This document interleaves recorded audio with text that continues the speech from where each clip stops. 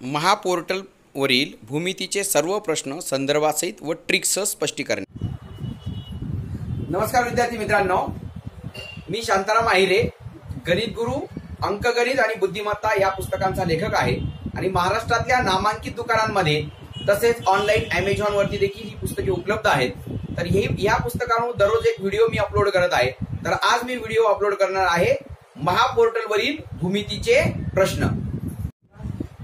बघा, 31 जानेवारी 2019 हा प्रश्न महापोर्टलवर प्रश्न विचारलेला आहे आणि असेच प्रश्न परीक्षेमध्ये असतील, लक्षात ठेवा। एका घनाचे घनफळ जर 125 घनमीटर असेल तर त्याचं एकूण पृष्ठफळ काय असेल? मग आपल्याला घनाचं घनफळ बी माहिती पाहिजे आणि घनाचं पृष्ठफळ बी माहिती पाहिजे।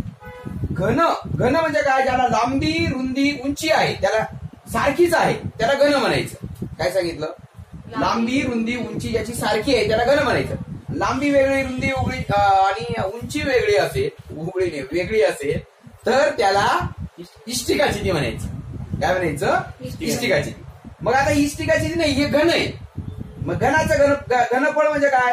याच्यामध्ये एखादी वस्तू किती मावते, एखादी वस्तू किती मावते, हवा किती मावते, पाणी किती मावतं, याला घनफळ म्हणायचं। मग आता आपल्याला याचं घनफळ दिलेलं आहे 125 घनमीटर आणि घनाचं घनफळ काय सूत्र आहे? बाजूचा घन।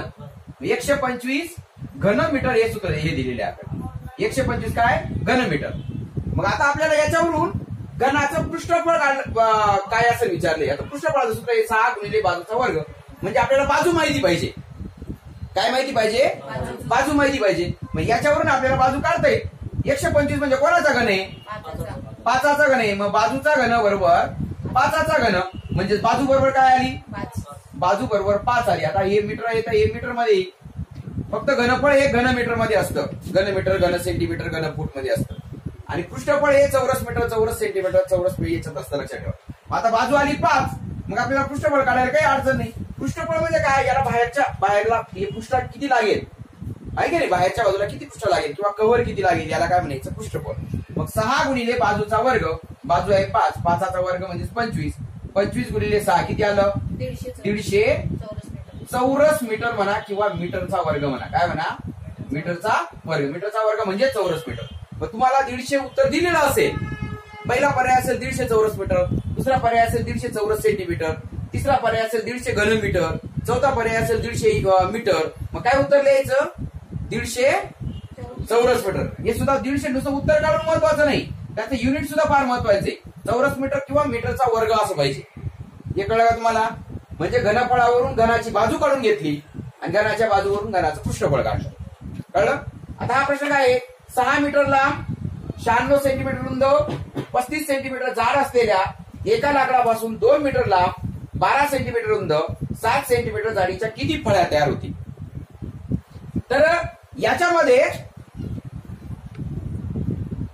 बघा, हे काय आहे? इष्टिकाचिती आहे। ही काय आहे? म्हणजे ज्याला लांबी आहे, रुंदी आहे, जाडी आहे त्याला काय म्हणायचं? इष्टिकाचिती म्हणायचं। आता ही इष्टिकाचिती बघा, 6 मीटर म्हणजे 600 सेंटीमीटर लांब, 96 सेंटीमीटर रुंद आणि 35 सेंटीमीटर काय जाडी। हे कळलं? आता याच्यापासून आपल्याला काय बनवायचे? या फळ्या बनवायचे। फळ्यांची लांबी किती आहे? 200 सेंटीमीटर, रुंदी 12 सेंटीमीटर, जाडी 7 सेंटीमीटर अशा हे बनवायचे। म्हणजे लाकडाचं घनफळ बरोबर फळीचे घनफळ गुणिले x, अशा एका फळीचं घनफळ गुणिले एका फळीचं जेवढे घनफळ असेल अशा किती फळ्या बनतील ते आपल्याला काढायचे।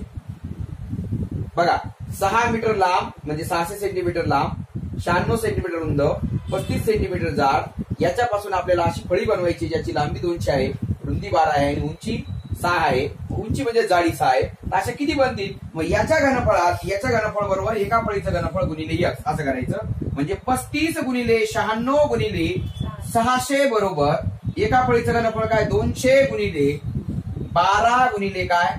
7 गुणिले x। हे याचा गुणाकार करत बसू नका, याचा गुणाकार करत बसू नका, एवढा वेळ नसतो परीक्षेत। ते फक्त तिकडून आणाय उचलायचं आणि इकडे याला भाग द्यायचं, कारण ते गुणिले आहे ना, इकडे काय होईल? भागिले होईल। डायरेक्ट इथून जरी असं डायरेक्ट केलं तरी सुद्धा चालेल, 200 गुणिले 12 गुणिले 7, पण इकडे भाग देताना इकडे पुसून टाकायचं, लक्षात ठेवा। मग इकडे काय ठेवायचं? फक्त x। मग आता हे 2 शून्य गेले, 2 शून्य गेले, बे 1 बे 3 6 गुणा 12 1 12, 12 8 96, 7×5 35, 5×8 40 गुणिले 3 किती आलं 120 फळ्या तयार होतील. किती फळ्या तयार होतील 120 फळ्या तयार होतील. पुन्हा एकदा समजून बघा. 600 सेंटीमीटर लांब, 96 सेंटीमीटर रुंद, 35 सेंटीमीटर जाडी असलेलं जे घन आहे असलेला जो इष्टिका चिती आहे त्याच्यापासून हे बनवायचंय. म्हणजे याच्या घनफळाला याच्या घनफळाने भागायचं. म्हणजे 200 सेंटीमीटर लांब, 12 सेंटीमीटर रुंद, 7 सेंटीमीटर जाड याने भागायचं. मग 200 2 शून्य गेले 6 झालं, 12×8 96 झालं, 7×5 35 झालं. म्हणजे 5×8 40 गुणिले 3 120 फळ्या याच्यापासून तयार होती. ओके, पाहू पुढचे. हे दोन्ही प्रश्न 31 जानेवारीला महापोर्टलला विचारलेले प्रश्न आहे. पाहू पुढचा भाग. बघा, हा सुद्धा महापोर्टलला विचारलेला प्रश्न आहे 27 एप्रिल 2008च्या क्लर्कच्या परीक्षेत. तर एका मंदिरात दंडगोलाकार 25 खांब आहे. बघा, असा दंडगोलाकार बघा असे खांब असतात. आपण मंदिरात गेल्यानंतर आपल्याला असे खांब दिसतात बघा, बरोबर ना. आता खांबाची त्रिज्या 28 सेंटीमीटर आहे. खांबाची त्रिज्या किती आहे 28 सेंटीमीटर त्रिज्या आहे. आणि उंची 4 मीटर आहे. काय आहे 4 मीटर. आणि हे सेंटीमीटर आहे आणि हे मीटर आहे, लक्षात ठेवा. दोन्ही मीटर मध्ये करून घ्या आणि दोन्ही सेंटीमीटर मध्ये करून घ्या. 8 रुपये प्रति चौरस मीटर दराने खांबाच्या वक्राकार पृष्ठभागाला रंगवण्यासाठी एकूण किती खर्च येईल. आता मला सांगा, वक्राकार म्हणजे फक्त वक्र पृष्ठबळाला भाग आहे हे करायचं, रंग द्यायचे. खांब जे असतो ना असा वरती गोल असतो खाली गोल असतो. वरच्या भागाला रंग द्यायचा आणि खालच्या भागाला रंग द्यायचा नाही. ओके, म्हणजे फक्त वक्र पृष्ठबळ माहिती पाहिजे. वक्र पृष्ठबळ कसं काढायचं. वक्र पृष्ठबळाचं आपल्याकडे बघा, मी तुम्हाला वक्र पृष्ठबळ काढून दाखवतो बघा. वक्र पृष्ठबळ सूत्र जरी लक्षात नसलं, आता असं जर कागद घेता तर याचं क्षेत्रफळ काय येईल लांबी गुणिले काय येईल रुंदी.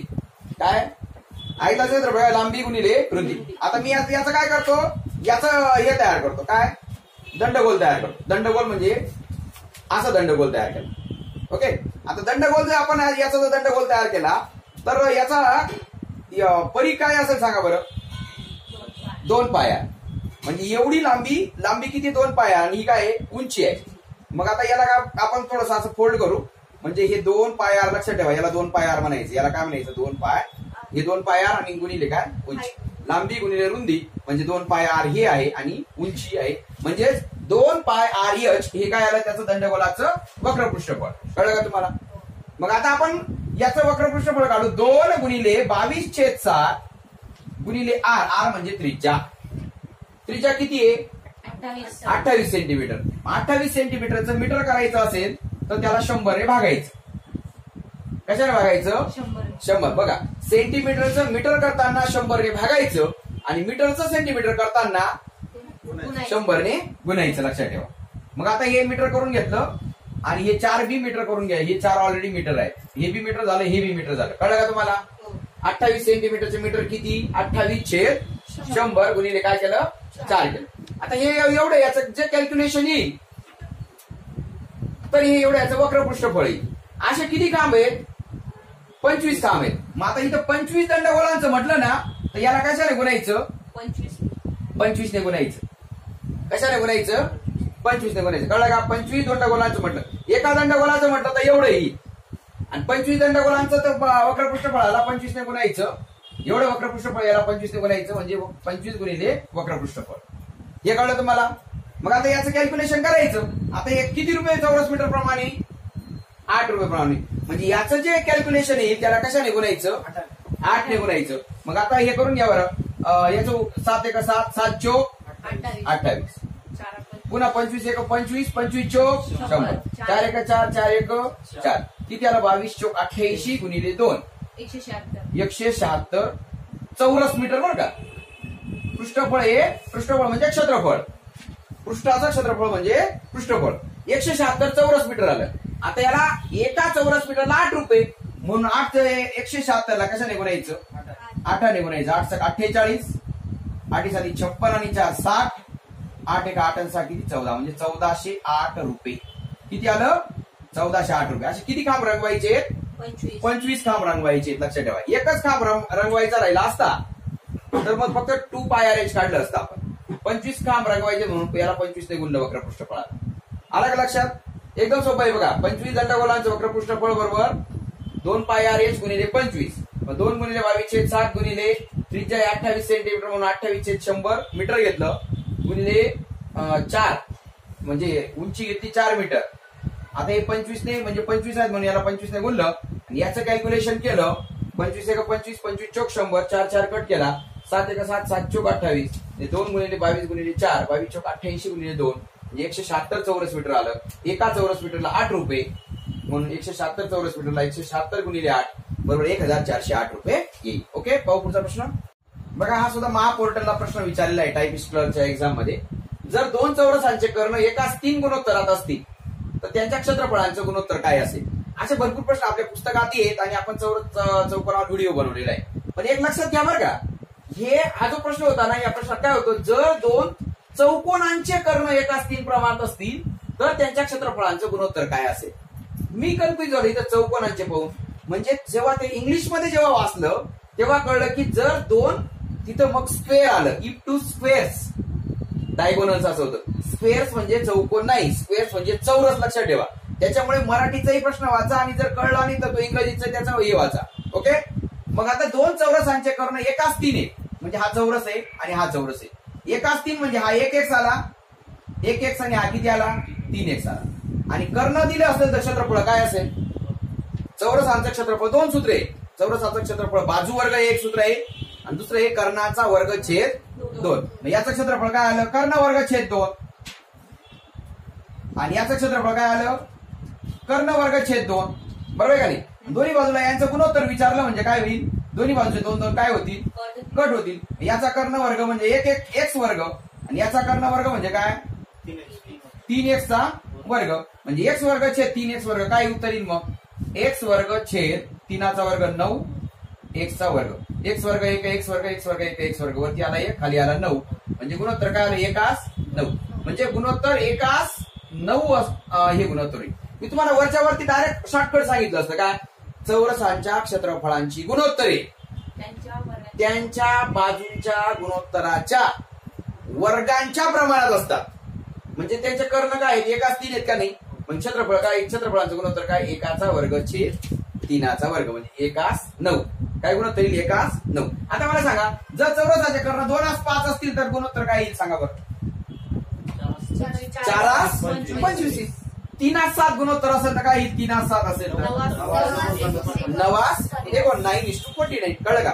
मग काय नियम काय लक्षात ठेवायचा, उदाहरण सोडवायची गरज आहे का पुढं, नाही. फक्त काय लक्षात ठेवायचं, चौरसांच्या क्षेत्रफळांची गुणोत्तरे चौरसांच्या कर्णांचे जे गुणोत्तर असतं त्यांच्या वर्गांच्या प्रमाणात असतात. काय त्यांचं म्हणजे समजा हा 16 आहे, हा 16 आहे आणि समजा हा 32 आहे, तर मग यांचं पहिल्यांदा गुणोत्तर काढून घ्यायचं.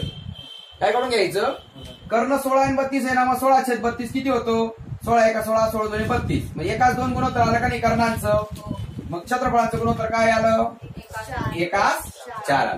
म्हणजे चौरसांच्या क्षेत्रफळांची गुणोत्तरे त्यांच्या कर्णांच्या गुणोत्तरांच्या वर्गांच्या प्रमाणात असते. पाहू पुढचा प्रश्न. बघा, 31 जानेवारीच्या महापोर्टल मध्ये विचारलेला प्रश्न आहे. एका आयताचं क्षेत्रफळ 180 चौरस एकक आहे. आता आयत काढला, आयताचं क्षेत्रफळ काय असतं, लांबी गुणिले काय असतं, रुंदी. मग लांबी गुणिले रुंदी किती आहे, लांबी गुणिले रुंदी किती आहे, 180. ओके. आता परिमिती 54 आहे. परिमिती म्हणजे काय, इथून अशी कडेची लांबी, याला परिमिती बनायचं. म्हणजे हा L हा B असं सगळं एकत्र मिळवायचं. म्हणजे 2दा L अधिक 2दा B बरोबर किती, 54. दोन इकडे भागीले गेला, आता काय आलं, L अधिक B बरोबर काय आलं, 54 ला 2 ने भागलं तर किती आलं, 27. म्हणजे लांबी अधिक रुंदी किती आली, 27. लांबी अधिक रुंदी 27 आहे. आणि लांबी रुंदीचा गुणाकार किती आला, 180. आता लांबी अधिक रुंदी 27 आहे. मग आपण जर समजा B तिकडे मायनस केला, काय आलं, B तिकडे मायनस केला तर L बरोबर काय होईल, 27 B होईल. L बरोबर काय होईल, 27 मायनस B होईल. L बरोबर 27 वजा B होईल. ओके. मग आता आपण इथं काय करू, L च्या ऐवजी काय घेऊ, 27 वजा B घ्यायचं. इथं काय घ्यायचं, 27 वजा B घ्यायचा गुणिले काय, B घ्यायचं बरोबर किती, 180. मग B ने 27 लागून काय आलं, 27 B आलं. B ने B लागून काय आलं, वजा B चा वर्ग. आणि हा एक अधिक बरोबर किती आलं, 180. आता हे काय करायचं, सगळं तिकडे घेऊन जायचं, अधिक वजा बी वर्ग तिकडं अधिक बी वर्ग झाला, अधिक 27 बी काय झाला, वजा 27 बी झाला, आणि अधिक किती आलं 180 काय आलं, आणि इकडे काहीच राहिलं नाही, मग इकडे काय द्यायचा, म्हणजे बघा ही वर्ग राशी वर्ग समीकरण तयार झालं, बी वर्ग वजा 27 बी अधिक किती 180, म्हणजे या 27 ची अशी फोड करायची की त्याचा गुणाकार 180 यायला पाहिजे आणि बेरीज 27 यायला पाहिजे, बेरीज किती यायला पाहिजे 27. त्यासाठी वर्ग समीकरण आपल्याला लवकरच ते प्रकरण शिकवायचं आहे. तर याच्यामध्ये 27 ची फोड कशी करतो बघा, 27 ची फोड गुणाकार 180 यायला पाहिजे, म्हणजे आपण याची फोड 20 गुणिले 7 केलं 140 बरोबर का नाही, 12 गुणिले 15 करून पहा बरं, 12 गुणिले 15 15 दुनी 30, इथे 180 गुणाकार यायला पाहिजे की नाही, आणि बेरीज 15 आणि 12 किती झाली 27, 15 दुनी 30, अच्छा 30 15 का 15 किती आली 18, म्हणजे काय आलं बी वर्ग वजा 12 बी अधिक 15 बी अधिक 180, म्हणजेच उत्तर लक्षात ठेवायचं 12 आणि 15 आहे, उत्तर काय आहे 12 आणि काय आहे 15. ही फोड जर जमली तुम्हाला, याची थोडासा सराव करू आपण, म्हणजे 12 आणि 15 ही आली, 12 ही काय आली रुंदी आली आणि लांबी काय आली 15 आली. आता काय म्हटलं 3 एककने वाढवलं, 3 एककने वाढवते 15 किती होईल 18 होईल, आणि 12 ने 3 वाढलं किती होईल 15. मग आता क्षेत्रफळ किती होईल 18 गुणिले 15, 18 गुणिले 15, 15 8 120, 15 8 120 चला 12, 15 15 10 25 2 किती 27, म्हणजे 270 चौरस हे एकक आहे, म्हणजे हे सुद्धा उत्तर एकक मध्ये चौरस एकक, 270 चौरस एकक. पुन्हा एकदा समजून बघा, लांबी गुणिले रुंदी 180 आहे आणि परिमिती 54 आहे, म्हणजे लांबी अधिक रुंदी किती आहे 27 आहे.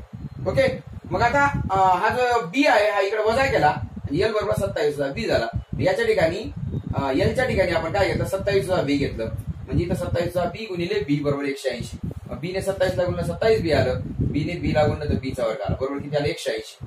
आता मग हा वजा बी वर्ग इकडे तिकडे केला, अधिक बी वर्ग झालं, अधिक 27 बी वजा 27 बी केला आणि हा अधिक 180 केला, म्हणजे हे वर्ग समीकरण तयार झालं, बी वर्ग वजा 27 बी अधिक 180.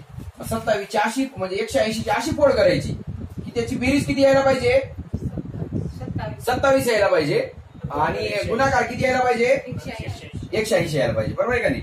मग आता इथं याची वजा 12 आणि वजा 15 किती होतात, वजा 27 होता काय होतं वजा 27, आणि दोघांचा गुणाकार 180 होतो का नाही ऋण ऋणाचा, म्हणजे बी वर्ग वजा 12 बी वजा 15 बी, वजा 12 असेल तर अधिक 12 करायचं, वजा 15 असेल तर अधिक 15, म्हणजे उत्तर काय आलं 15 आणि 12, म्हणजे लांबी 15 रुंदी 12. पण पुढे बी म्हटलंय प्रत्येक बाजू 3 एककने वाढवली, म्हणजे 15 आणि 3 18 केली आणि ही 12 आणि 3 15 केली, याचं क्षेत्रफळ काय होईल आता 18 गुणिले 15, म्हणजे किती आलं 270 चौरस एकक. आता हे जर कळलं नसेल तर मी अजून दुसरी एक पद्धत सांगतो. बरं, ते वर्ग समीकरण ते जर कळलं नसेल तर तुम्हाला दुसरी पद्धत सांगतो. लांबी गुणिले रुंदी किती 180 आणि 2 लांबी अधिक रुंदी 54, म्हणजे 2 इकडे भागिले केला तर किती उत्तर आलं 27, म्हणजे लांबी अधिक रुंदी किती आलं 27. मग आता मला सांगा या दोघांची बेरीज 27 आहे आणि दोघांचा गुणाकार किती 180. मग अशा कोणत्या दोन संख्या आहेत की त्यांची बेरीज 27 येते आणि गुणाकार 180 येतो.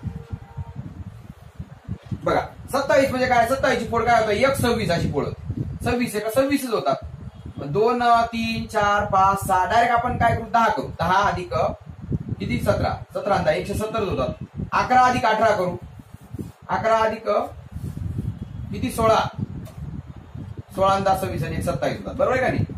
11 गुणिले 16 किती होतात 16 आणि 160 आणि 176 होतात. 12 अधिक 15 करू पहा बरं, 12 अधिक 15 किती होतात 17 होतात, 12 अधिक 15 27 होतात आणि गुणाकार किती होतो 180.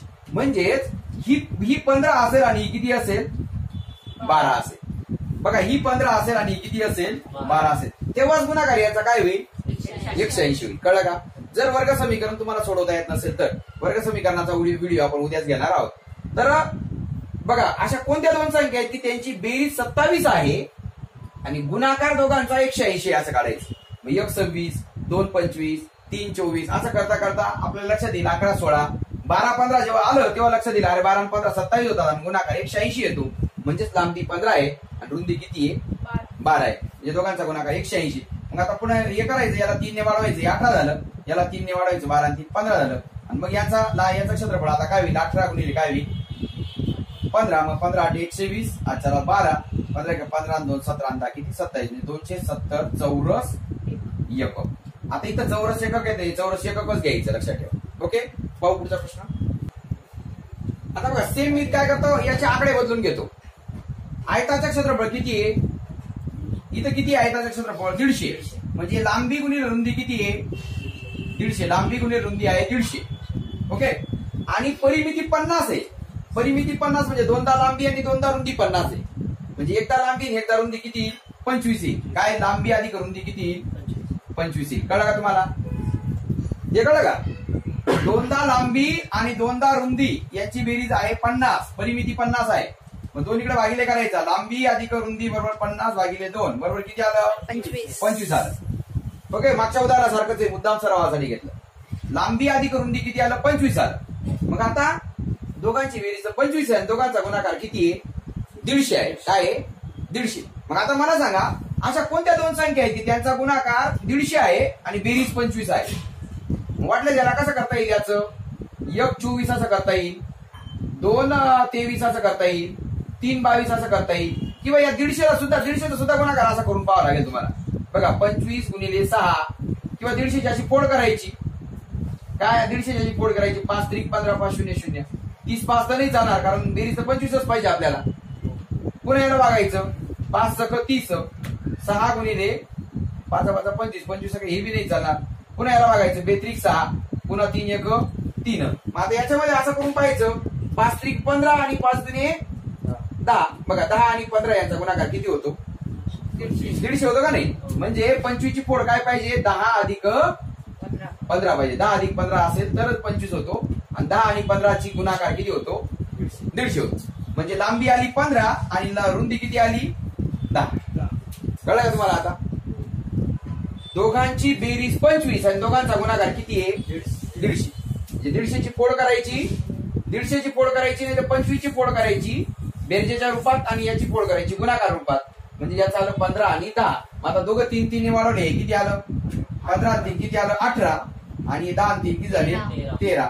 म्हणजे 18 गुणिले किती आलं 13 आलं. 18 3 54, चला 5 18 1 18 आणि 5 18 19 20 आणि 23 234 चौरस एकक. काय उत्तर आलं 234 चौरस एकक. ओके, बघा आता हे तुम्हाला सरावासाठी देतो. आयताचे क्षेत्रफळ काय देतो 72 देतो, आणि परिमिती 34 देतो. परिमिती 34 म्हणजे लांबी रुंदीची बेरीज किती होईल 17 होईल. 17चा अशी फोड करायची. इथं काय करू आपण 3 एककने वाढवली, ऐवजी आपण इथं 2 एककने वाढवली घेऊ. चला थोडस वेगळं घेऊ. तर आयताचं क्षेत्रफळ किती असेल याचं उत्तर काढायचं आणि आपल्या कमेंट बॉक्स मध्ये कमेंट करायची काय उत्तर येतं पाहू. ओके, पाहू पुढचा प्रकार. बघा एका आयताच्या बाजू एकमेकींशी 8 9 प्रमाणात आहेत. आता आयताला लांबी आणि रुंदी असते, लक्षात ठेवा. आयताला काय असते लांबी आणि रुंदी असते. पण जी जास्त असते ती लांबी म्हणायची, जी कमी असते ती काय म्हणायची रुंदी. मग आता ही बाजू 8 9 म्हणजे 9x मानायची. गुणोत्तर असेल का दोघांना x ने गुणून घ्यायचं. लक्षात ठेवा याला 9x म्हणायचं, याला काय म्हणायचं 8x. आता सगळ्यांची बघा परिमिती किती आहे 102 आहे. म्हणजे ही 9x आहे म्हणजे ही सुद्धा किती आली 9x. ही 8x म्हणजे ही सुद्धा किती आली 8x. आता सगळ्यांची बेरीज करा म्हणजे परिमिती किती 102 येईल. 9 9 18 आणि 8 आणि 8 16, 16 आणि 18 किती होतात 34 होतात. मग 34x बरोबर किती आलं 102. 34x बरोबर किती आलं हे कळलं का तुम्हाला. परिमिती म्हणजे सर्व कडांची बेरीज. 9x आणि 9x 18x आणि 8x आणि 8x 16x, 18x आणि 16x 34x झालं बरोबर 102. 34 भागिले करायचा, x बरोबर 102 भागिले किती 34. आता आपल्याला काय विचारलंय दाबा, आता आपल्याला काय विचारले लांबी विचारली म्हणजे 9x विचारलेलं आहे. मग आता x बरोबर 102/34. मग 9x बरोबर इकडे 9 ने गुणलं तिकडे 9 ने गुणायचं 102/34 गुणिले काय आलं 9. जर इथं भाग देता आला असता तर पटकन झालं असतं बरोबर का नाही. तर 34च्या पाड्याचे बघा 3 त्रिक 9 म्हणजे 34च्या पाड्या 34 त्रिक 102 आहे. 34 त्रिक काय आहे 102. 3 गुणिले 9 किती आलं 27. आता हे सेंटीमीटर मध्ये लांबी किती आली सेंटीमीटर मध्ये आली. ओके, हे कळलं का तुम्हाला. आता मी काय करतो तुम्हाला दुसरे उदाहरण देतो. हे उदाहरण तुम्हाला कळलं नाही का 34x बरोबर 102 हे कळलं का. बघा सगळ्यांची बेरीज किती 34x बरोबर 102. x ला 102 ला 34 ने भागलं तर 34 ला 102 ला 34 ने भागलं तर कसं येतं बघा शॉर्टकट बघा, बे दुने बे एक बे, एक उरला, बे साती 14, बे पंचे 10, बे एक बे, पुन्हा 17 एक 17, 17 त्रिक किती 51, एक्स बरोबर किती आलं 3 आलं. मग आता लांबी म्हणजे 9x, 9x बरोबर किती आलं मग 9 गुणिले 3, 9 त्रिक किती आलं 27 आलं. ओके, आता मी तुम्हाला काय करतो, 8 9च्या ऐवजी 5 7 देतो. काय देतो 5 7 देतो आणि परिमिती 192 देतो. किती देतो 192. याचं उत्तर काढून तुम्ही काय करायचं कमेंट बॉक्स मध्ये टाकायचं. ओके, बघा महाबोर्डचा प्रश्न आहे, 64 वर्ग मीटर क्षेत्रफळ असलेल्या एका चौरसाकृती प्रांगणात बसवण्यासाठी 20 सेंटीमीटर आकाराच्या किती चौरसाकृती फरशा लागतील. 64 वर्ग मीटर ही हा चौरस आहे. 64 वर्ग मीटर क्षेत्रफळ असलेल्या एका चौरसाकृती, चौरसाकृती म्हणजे 64 म्हणजे 8 8 आलं. किती आलं 8/8, कारण दोन्ही बाजू काय त्याच्या सारख्या आहे. 64 8चा वर्ग आहे म्हणजेच हे 8 मीटर आणि हे 8 मीटर आलं. आता मीटरचं आपल्याला हे बघा, याच्यामध्ये या सेंटीमीटरच्या फरशा बसवायच्या आहेत. या छोट्या छोट्या अशा काय बसवायच्या आहेत सेंटीमीटरच्या फरशा बसवायच्या. म्हणजे याचं बी क्षेत्रफळ आपण सेंटीमीटर मध्ये करून घेऊ. 8 मीटर म्हणजे किती सेंटीमीटर 800 सेंटीमीटर. या 8 मीटरचं किती 800 सेंटीमीटर. म्हणजे याच्या क्षेत्रफळाने काय करायचं भागायचं. बघा, एखाद्या क्षेत्रफळामध्ये लहान क्षेत्रफळाची वस्तू किती मावते बसते शोधण्यासाठी मोठ्या क्षेत्रफळाला लहान क्षेत्रफळाने काय करायचं भागायचं. म्हणजे 800 गुणिले 800 ला या लहान हिचं काय याचं क्षेत्र, हे बी चौरसाकृतीच आहे ना. हे काय आहे, ही सुद्धा बघा चौरसाकृतीच परिचय 20/20 म्हणजे 20/20 ने काय करायचं भागायचं. मग किती कॅल्क्युलेशन येतं याचं, 0 गेला 0 गेला 0 गेला 0 गेला, बे एक बे, बे चौक 8, बे एक बे, बे दुनी 4, 8 दुनी किती आलं 16 आला आणि हे 2 शून्य म्हणजे किती 1600 फरशा लागतील. किती फरशा लागतील 1600 फरशा लागतील. मी डायरेक्ट सांगणार होतो 64 वर्ग मीटरला मी 10,000 गुणा म्हटलं असं म्हणणार होतो. म्हणजे वर्ग मीटरचं सेंटीमीटर हे करायचं असेल, काय करायचं असेल वर्ग मीटरचं म्हणजे मीटरच्या वर्गाचं चौरस सेंटीमीटर करायचं असेल तर त्याला 10,000 ने गुणायचं असतं. म्हणजे 64 गुणिले 10,000 किती उत्तर आलं असतं 64 गुणिले 10,000 एवढं उत्तर आलं असतं. याला 20/20 ने काय करावं लागलं असतं आपल्याला भागावं लागलं असतं. 2 शून्य गेले, बे एक बे, बे एक बे त्रिक 6, बे दुने 4, पुन्हा बे एक बे, बे एक बे, एक उरला बे सख 12, 16 गुणिले 100 म्हणजे किती फरशा आल्या असत्या 1600 फरशा आल्या असतात.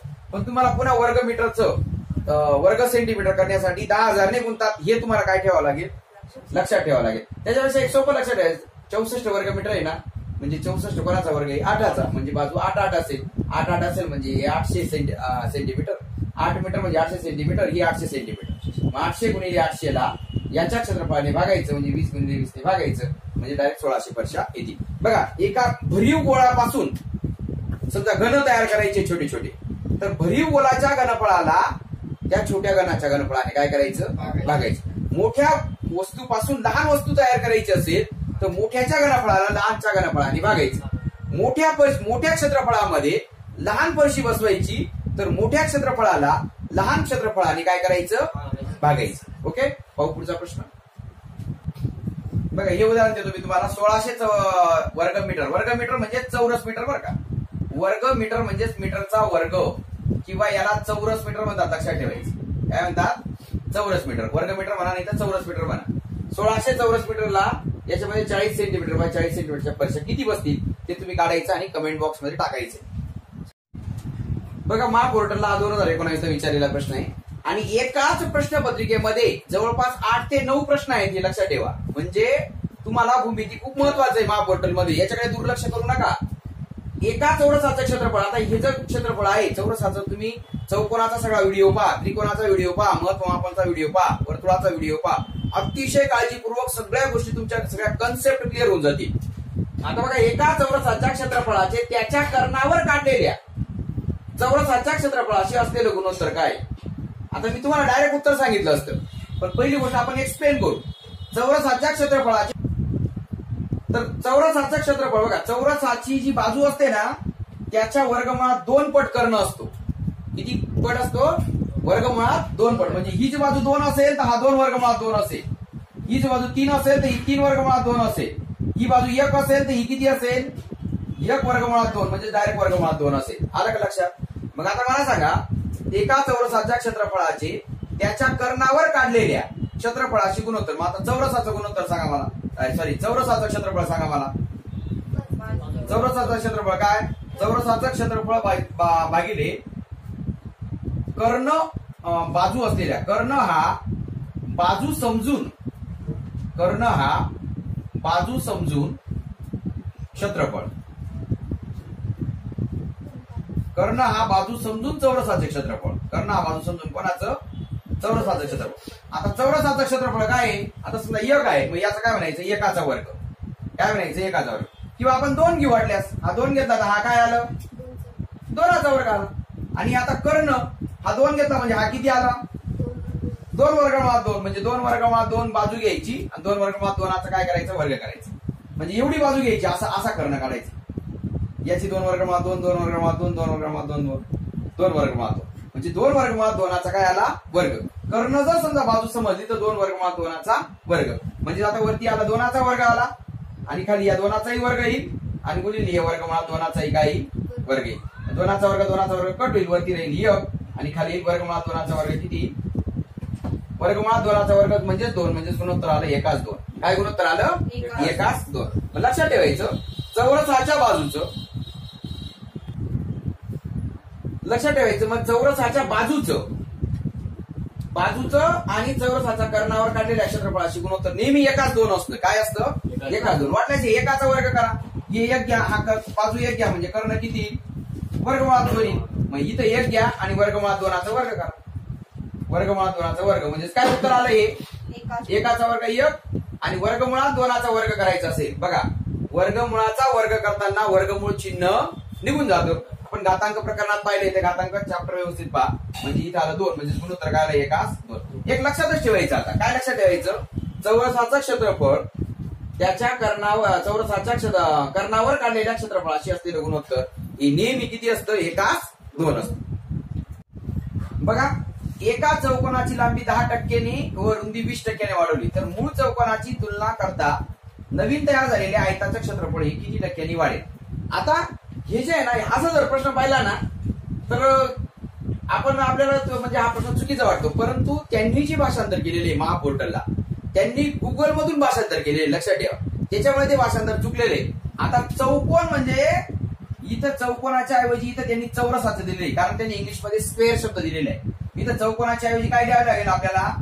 चौरसाची. मग आता तुम्ही महापोर्टलचे प्रश्न सोडवताना एक लक्षात खबरदारी घ्यायची, इथं जर चौकोन दिसला तर त्याला चौरस समजायचं, नाही तर त्याचं इंग्रजीमध्ये भाषांतर वाचायचं. ओके.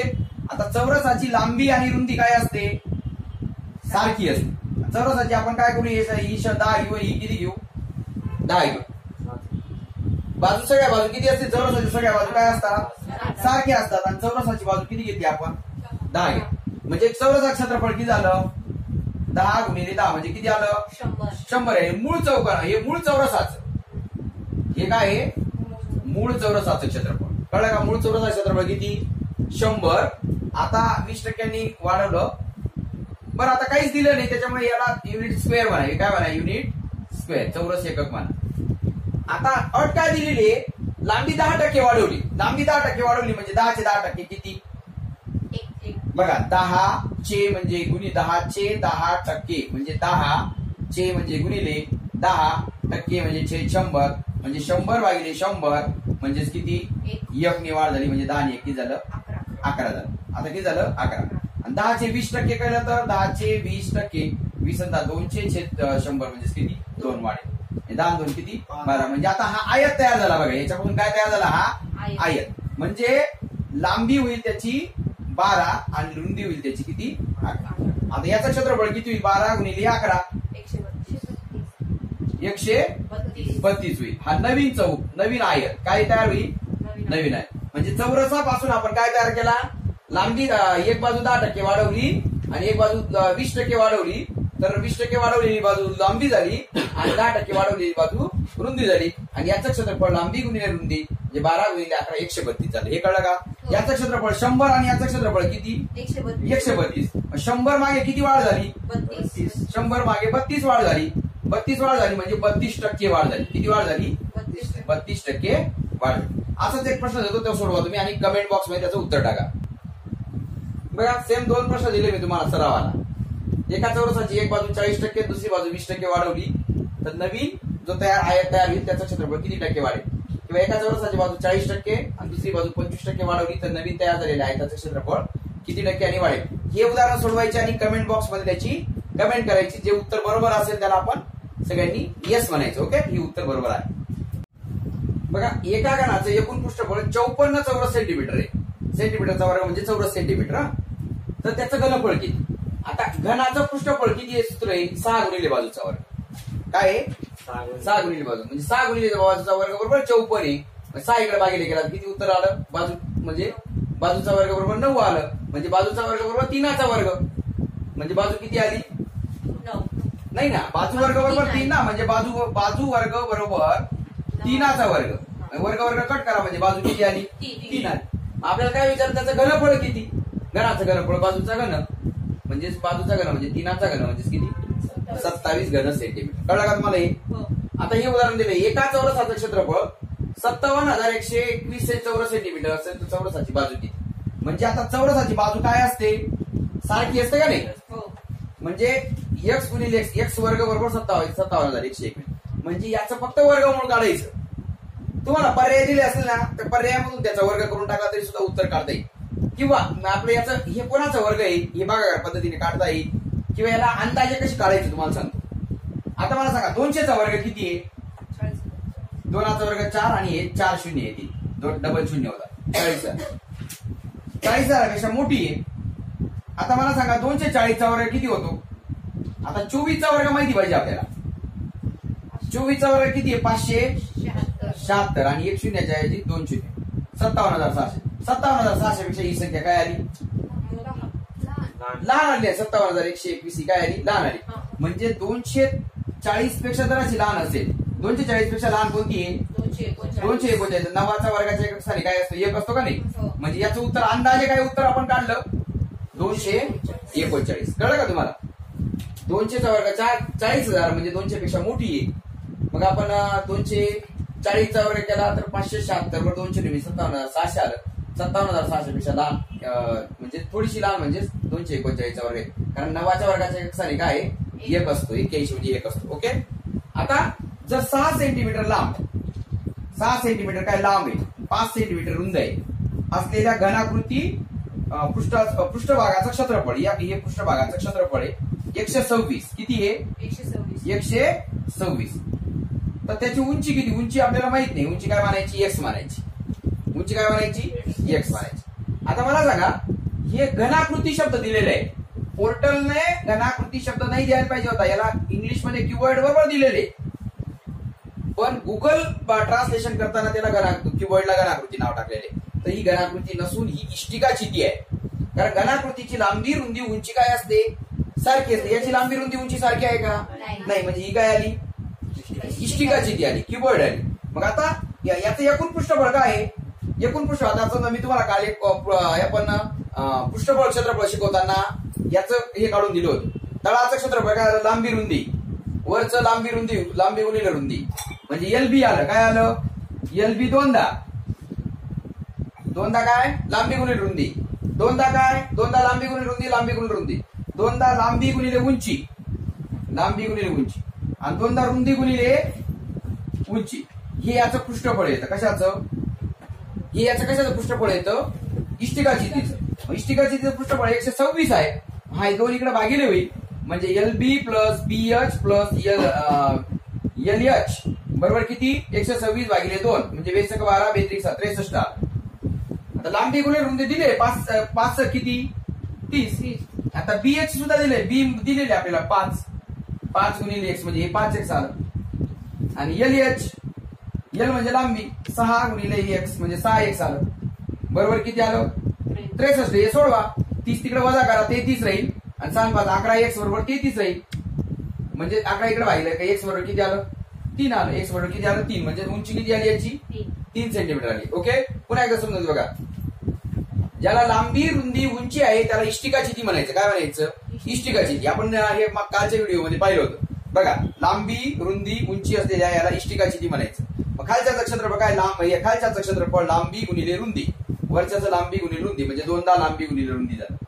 या इकडच्याचं लांबी गुणिले उंची, इकडचं सुद्धा लांबी गुणिले उंची म्हणजे दोनदा लांबी गुणिले उंची, आणि इकडचं रुंदी गुणिले उंची, रुंदी गुणिले उंची, दोनदा रुंदी गुणिले उंची. मग दोन्हीकडे भागिले गेला 63 आलं. LB plus BH plus LH बरोबर 63. आता लांबी रुंदी दिली आहे 6 पंचे 30 येतं, आणि रुंदी उंची किती आहे 5x, आणि लांबी उंची 6x, म्हणजे 30 तिकडे भागिले गेला 63 मधून 6 30 गेला किती आलं 33 आलं, आणि 6 5 11 11 x आला, 11 ने इकडे 5 गेला x बरोबर किती आलं 3 आलं. तर अजून काही प्रश्न पाहू आपण. बघा, आयताकार क्षेत्राचे क्षेत्रफळ 836 चौरस सेंटीमीटर आहे. त्याची एक बाजू 22 सेंटीमीटर असेल तर परिमिती काय? आता एक बाजू 22 सेंटीमीटर आहे, एक बाजू माहित नाही ती आपण x केली, आणि याचं क्षेत्रफळ सांगितलेले किती 836, आणि याचं आयताचं क्षेत्रफळ काय असतं लांबी गुणिले काय म्हणजे x गुणिले 22 बरोबर किती 836. हा 22 इकडे भागिले करायचा, x बरोबर 836 भागिले काय 22 बरोबर. मग याचं उत्तर काय येईल 22 एक 22 22 त्रिक 66, 83 मधून 66 गेले 17 राहील. मग ही संख्या 176 तयार होईल. 22 8 76 असते म्हणजे x बरोबर किती आली 38, म्हणजे लांबी किती आली 38 आली.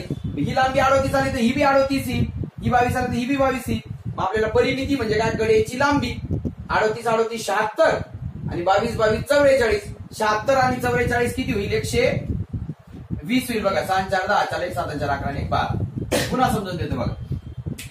आयताकार क्षेत्राचं क्षेत्रफळ 836 चौरस सेंटीमीटर आहे. त्याची एक बाजू 22 आहे, एक बाजू 22 आहे, दुसरी बाजू दिलेली नाही, मग दुसरी बाजू x मानली. मग लांबी गुणिले रुंदी बरोबर 836 म्हणजे x गुणिले 22 बरोबर 836. 22 इकडे भागिले गेला तर 836 भागिले 22 केला तर उत्तर आलं 38. म्हणजे लांबी त्याची 38 आली, रुंदी त्याची 22 आहे.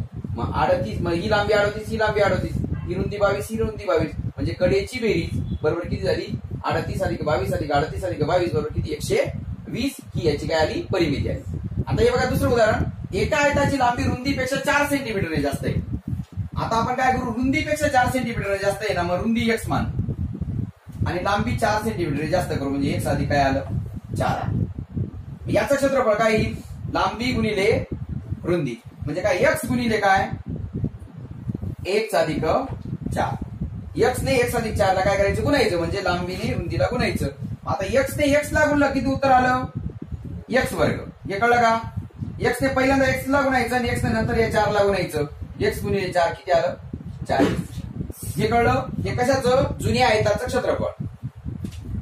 लांबी व रुंदी जर प्रत्येकी 2 सेंटीमीटर वाढवल्या म्हणजे ही लांबी रुंदी आहे ना 1 अधिक 2 करायची आणि लांबी आहे ना याच्यामध्ये 2 मिळवतो 1 अधिक काय होईल 6 होईल. काय होईल 1 अधिक 6. आता पुन्हा याचं क्षेत्रफळ काढायचं 1 अधिक 2 लांबी गुणिले रुंदी 1 अधिक 2 गुणिले 1 अधिक 6. मग आता या x ने x ला गुणायचं काय आलं x वर्ग. या x ने या 6 ला गुणायचं काय आलं 6x आलं. आता या x ने दोघांना गुणलं गेलं आता 2 ने गुणायचं 2 गुणिले x काय आलं 2x आलं. 2 गुणिले 6 काय आलं 12 आलं. किती आलं 12. हे कळलं का तुम्हाला. x ने x ला गुणलं x वर्ग आलं, x ने 6 ला गुणलं 6x आलं, 2 ने x ला गुणलं 2x आलं, 2 ने 6 ला गुणलं 12 आलं. मग आता याचं उत्तर काय येईल x वर्ग अधिक 6 2 8x अधिक 12. पण अट काय म्हटली बघा, हे आधीचं क्षेत्रफळ आणि हे नंतरचं क्षेत्रफळ. नव्याने तयार झालेल्या आयताचं क्षेत्रफळ आधीच्या आयतापेक्षा 44 सेंटीमीटर जास्त आहे. 44 सेंटीमीटरच्या वर्गाने जास्त आहे. म्हणजे याचं जे नवीन क्षेत्रफळ जे आहे हे याच्यापेक्षा 44 जास्त आहे. म्हणजे याच्यामध्ये 44 मिळवता याचं क्षेत्रफळ मिळेल. काय सांगितलं जुन्या क्षेत्रफळामध्ये जुने क्षेत्रफळ 44 ने कमी आहे ना, मग त्याच्यामध्ये जर 44 मिळवले याच्यामध्ये जर 44 मिळवते हे क्षेत्रफळ मिळेल x वर्ग अधिक 8x अधिक काय 12. कळलं. मग आता दोन्ही बाजूचे x वर्ग कट करायचे आणि हा 4x तिकडे 8x मधून वजा केला तर किती 4x आला आणि हा 12 इकडे काय करायचं 44 मधून 12 वजा केली 4 2 गेला 2 4 1 गेला 3 म्हणजे किती 4x वर्ग किती आलं 32. हा 4 गुणिले इकडे भागिले आला 32 भागिले 4 बरोबर किती आलं 8 आलं. x बरोबर किती आलं 8. आता आपल्याला काय विचारलेले जास्त असेल तर लांबी किती. मग आता समजा ही रुंदी आली 8 आणि ही किती आली 8 अधिक 4 8 अधिक 4 किती आली 12 सेंटीमीटर. किती आली 12 सेंटीमीटर. पुन्हा एकदा समजून बघा. आयताची लांबी रुंदीपेक्षा 4 सेंटीमीटरने जास्त आहे. मग रुंदी मानली x, लांबी मानली 4 ने जास्त म्हणजे x अधिक 4. मग दोघांचा गुणाकार x गुणिले x अधिक 4 याचं क्षेत्रफळ झालं x चा वर्ग गुणिले 4 x चा वर्ग अधिक x गुणिले 4 म्हणजे 4x झालं. आता दोघं 2 ने वाढवलं म्हणजे ही 2 ने वाढवली x अधिक 2 झाली, ही 2 ने वाढवली x अधिक 6 झाली. आता नवीन क्षेत्रफळ काय तयार होईल, x अधिक 2 ने x अधिक 6 ला गुणलं तर x वर्ग अधिक 6 x अधिक 2 x अधिक 12 म्हणजे x वर्ग अधिक 8 x अधिक 12 झालं. पण नॉट काय म्हटली, पहिल्या क्षेत्रफळामध्ये जर 44 मिळवले तर नवीन क्षेत्रफळ मिळतं. म्हणजे x वर्ग अधिक 4x अधिक 44 बरोबर x वर्ग अधिक 8x अधिक 12. x वर्ग दोन्ही बाजूला कट करायचे, 4x तिकडे वजा केला 8x मधून तर 4x आलं, आणि 12 इकडे वजा केला तर 32 आलं. म्हणजे 4x बरोबर 32, 4 इकडे भागिले केला तर x बरोबर किती आलं, 8 आलं. म्हणजे रुंदी 8 आली आणि लांबी याच्यापेक्षा 4 ने जास्त, म्हणजे 8 आणि 4 किती आली, 12 सेंटीमीटर याची काय आली, लांबी आली. तर मी काही प्रश्न देतो तुम्हाला, 5-6 प्रश्न देतो सरावासाठी. हे प्रश्न तुम्ही काय करायचे, सोडवायचे आणि कमेंट बॉक्स मध्ये त्याची कमेंट करायची.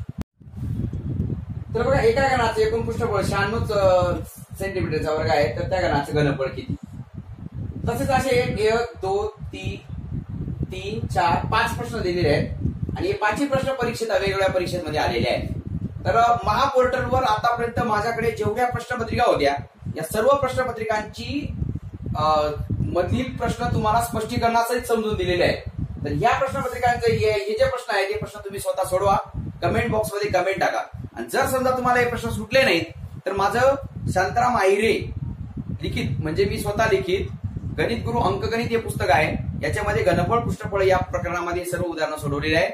तर याच्यात भरपूर 100-150 उदाहरणं सोडवली आहेत. या उदाहरणांचा चांगला सराव करा. येणाऱ्या परीक्षेसाठी तुम्हाला खूप साऱ्या शुभेच्छा. All the best.